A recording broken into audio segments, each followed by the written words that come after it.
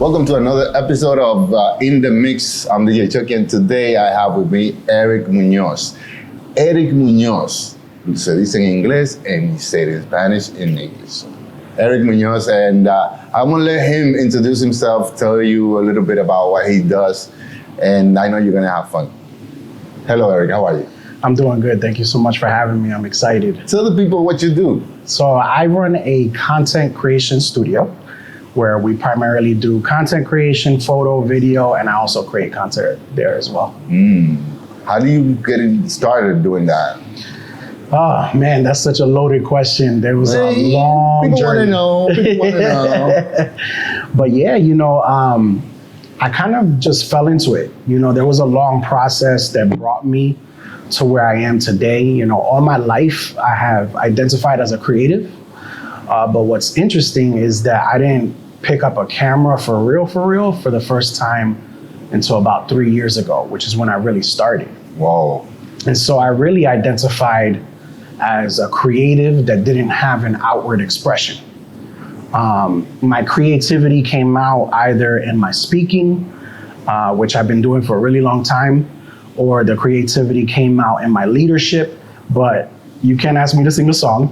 I cannot play this piano. I cannot draw you a picture. It's gonna be stick figures to this day. It's not gonna happen. It's another type of art. So I didn't really have something that lived outside of me that was my art until I picked up a camera. Sure. And there was a long process that kind of brought me there. Previously to this, I worked for the city of Elizabeth for 11 years. So you are from Elizabeth. You born and raised. Born and raised here. Yeah. So you've seen all of this happen since there was nothing out here. Mm-hmm. Yeah. Whoa. Yeah, I've seen all the growth. I've seen all the change. And, it's interesting because, Elizabeth is getting on the map now, which is a beautiful thing. But, it's a city that I remember growing up, I had a lot of fear sometimes, or you really felt like you were in a place where you couldn't really advance in some ways, depending on where you lived and where you grew up. Felt stuck. Yeah, and that's changing, which is a beautiful thing. That's nice. That that feeling now is not there anymore. Now you're open to the future. Like you're hopeful that there's things happening. Yeah. And if you're starting a business, it feels like you can make it happen. You know? Yeah. And then you got all this help and all these people around here that create a community that help you feel secure into whatever you want to start. Yeah. Did you feel that way? Like doing what you do, creating content, you have a spot here, a space to do that, right? Yeah. How did that happen? Yeah, so it's interesting because growing up, I started doing ministry when I was 12 years old, right? I was in the church. I got saved at about 10, 11 years old. And I started at 12 years old teaching. Had no business doing that, right? Wow, like Jesus started when it's young. Yeah, got lost. Like, where's this guy? He's preaching over there. Yeah, his mom was like, I can't find this guy. So that was me. And by 15, I was preaching on the pulpit. Right. And so by the time, all this time from 15 to 27 years old, I was completely sold on the idea that I was going to become a pastor. Okay. And to this day, I've never pastored a church. Do you still think that you are going to be a pastor one day? I don't know. It's a possibility. All I know is that right now where I'm at, I'm where God wants me to be. At 27 years old, what happened was that because things weren't going well with the church plant, and because I was so stressed out with a lot of things that were happening in my life, I ended up getting depressed. Ooh. And that depression almost took me out. And that's where, at 27, that's when you got married, right? First year of marriage. So, think about it. My first year of marriage, and I'm falling into a deep depression. Ooh. So we almost didn't make it out. Wow. And what was that depression caused by? It was definitely a lot of the stuff that I was leading. A lot of things weren't going well. Our marriage was getting started, so things were great in that regard, but there was a lot of things personally that I was experiencing that I wasn't even aware that I was so stressed out. That one day, my wife, she's a social worker. And so one day she said to me, hey, I want you to get checked because I think you might be depressed. And I went and they told me that I was, and that was when it became real. So I battled depression for the next 2 years. And when I came back to church, because I didn't go to church for 2 years, during that time. I didn't leave God, but I definitely did not go to church. It was crazy. And when I came back, I went to a church. Me and Joanna, my wife, we went to church for a year. And then I preached a sermon. After that year, I joined the preaching team, and that sermon was called Valley of the Heroic. Ooh, that's a telltale right there, because you know that valley, it really represents something else in life. Yeah. So what was the key message on that sermon that you? Because if you're coming out of a depression and fighting with it in life and all of that, I know that in the sermon there's got to be some of you in it. Yeah, absolutely. You know, that's exactly what it was. Yeah. So in the sermon, I said this one line that really resonated with a lot of people. I said that a lot of times the mountain it symbolizes a high place, you know, where we're trying to go as people, how we want to be successful and have a good life, right? Yeah. And the valley is the low place. And so I spoke to everybody saying that a lot of times we romanticize the mountain, but we don't realize that the valley is where God meets us, and he gives us the voice to go up to the mountaintop and roar like a lion. And so in that sermon, I told the story about my personal life, about how during that depression, while it was a very difficult time for me, that was where I met God in the most intimate way in my life. And him bringing me out of that is the journey that brought me to where I am today. So a few years later, 2018 was when I preached that sermon. In 2021, a little bit into the pandemic, I decided that I was gonna leave my job and I was gonna dive right into what I'm doing today, which was I started the YouTube channel, and then I also started my creative business. And I understand that the YouTube channel that has the same name of that sermon that you preached. So that's like even crazier, that connection. So what do you do in this YouTube channel? How do you connect all of the things that you do, creating content, editing, and also God in a way? How do you mix all of that together, and what comes out in the channel? Yeah, that's a great question, because I think that there's so much involved in it that it's in the beginning it was really hard for me to explain. But the way that I explain it now is this way. There's a Hebrew word called, I don't know how to say it exactly, but it's ruach. It's R-U-A-H or with a C-H, right? And what it means is breath. In Genesis, we see that God breathed life into Adam and Eve, right? And so God's breath has creative power. Yes. He breathes life into things. And so the creative house, the creative studio is embodied in that statement, the fact that God breathes into all the things that we do.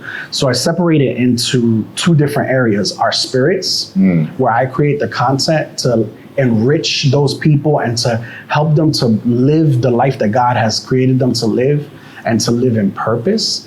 And then with the photo and video, what I want to do is to be able to use those things to breathe life into people's ideas, right? One of my favorite things is photographing people that are not photogenic. Because you come into a session with me, my biggest thing is to try to capture who you actually are. Essence, and what do people do when they get in front of a camera? They're like, they get stiff. They're trying to pose so hard that what they do is they get stiff. Right? They get nervous. And so I tell people all the time, it's not your job to create the picture. It's my job to create the picture. Just relax and be yourself. And so that's how I kind of approach my creative work, where I'm trying to breathe life. If it's a personal client or if it's a business client, I'm trying to breathe life into what it is that they want to bring to fruition. So in this YouTube channel, you mix all of the things that you've learned and how to make things look cinematic, but you also add a message behind it, or that feeling that it's something else to it, you know?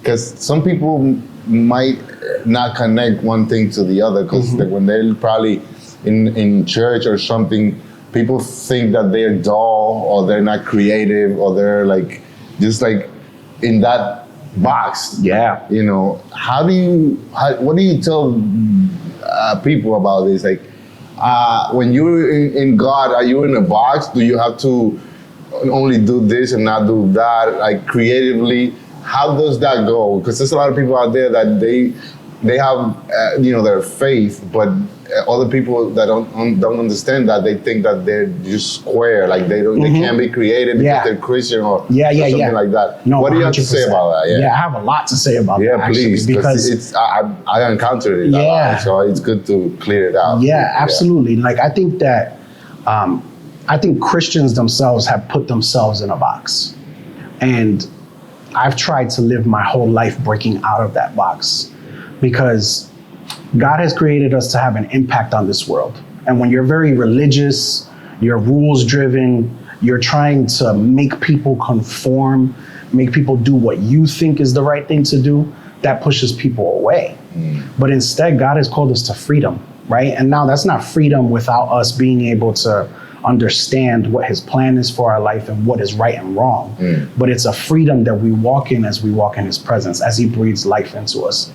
And so I think that a Christian who actually has a relationship with God, who is walking face to face with him, they're going to embody that idea of sometimes being out of the box, of being creative, because that's who God is, of walking in love. Yes, they'll walk in holiness, quote unquote, too, right? They're going to be able to walk in that holiness, but holiness is not judgmental. It's not something that beats people down, right? And so I would say that it's our responsibility to actually be. I say to people all the time, this is what I say to them. If you're a Christian and the life that you live is the same as the unbelieving worker that you work with at your job, then you're not walking it right. Your life needs to look different. You need to be having an impact, and also understanding that I'm just as messed up as any other person on the face of this earth. I'm not nobody. I need God every single day. Yeah, every decision. I don't got nothing special in me, man. No, you could go either way. Exactly. And so I've been through so much, and I've done so many mistakes in my life. I've committed a lot of mistakes. I've messed up so many times. Like, I don't need to be trying to act like I'm better than nobody. And I feel like that's really important, that we walk in humility and love towards other people. Yes. Well, we're here in the Mixx, and we're talking to Eric. And what's the name of your company right now? And what are you guys doing? What are the projects that you're working on? What do you do for Elizabeth? Tell me a little bit more about what's happening now with your company, and where are things going? Yeah, so I actually have something that I'm working on that brings it all together that I haven't revealed yet. It's premiere, señores. Tenemos aquí. But if you look up Ruah Creative House, you'll be able to find that. It brings it all together, and it has all three of the things.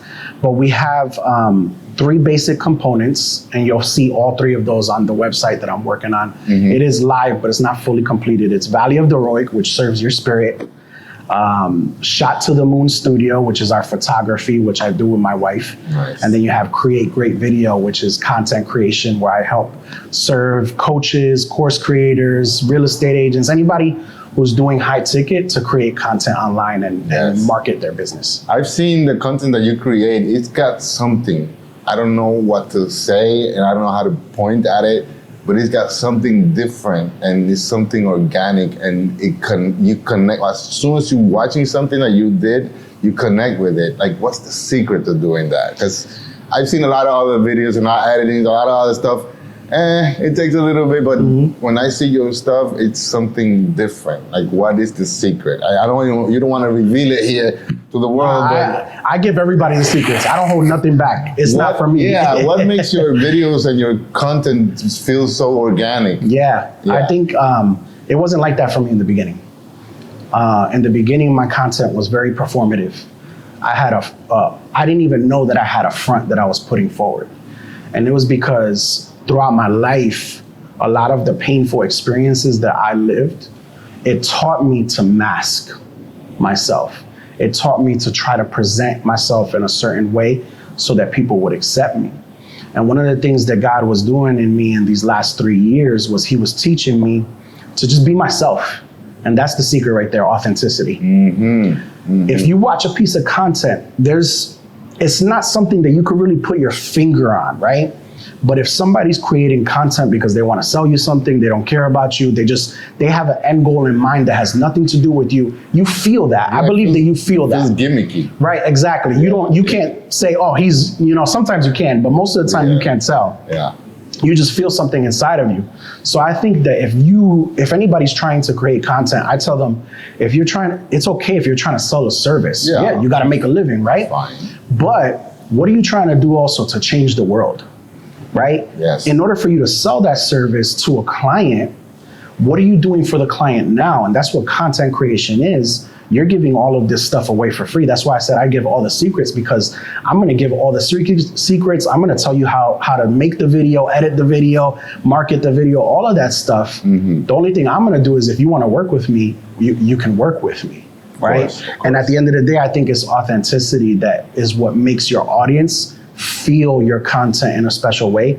And now what you're doing is you're not trying to go viral, you're just creating a community. Yes, and then viral is a byproduct of your creations, and anything could go viral. Like you're not trying to just make something viral and then you get frustrated like that. Yeah, that's incredible. I want you to look at the camera and in a minute or so explain to people, say your full name, the name of your company, explain to the people what you do, what you're about in a short snippet so they could see it, like, because I know, but I want them to know too. So look at the camera, do a little commercial for your whatever you do. It's simple and Eric.